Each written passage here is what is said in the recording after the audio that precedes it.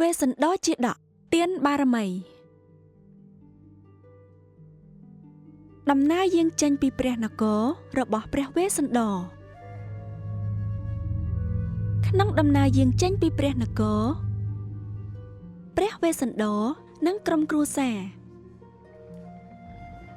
បានជួបព្រាហ្មណ៍ពីររូបទៀតដែលបានសុំសេះពីរាជរថរបស់ព្រះអង្គ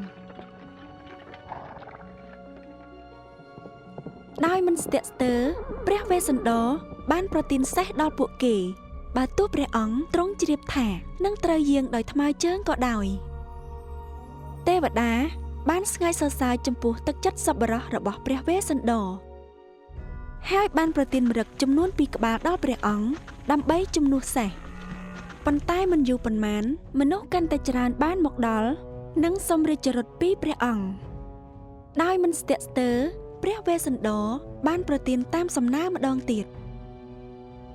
ទេវតាស្ងើចសរសើរចំពោះព្រះតីសប្បុរសរបស់ព្រះវេស្សន្តរដោយមិនគិតពីខ្លួនឯង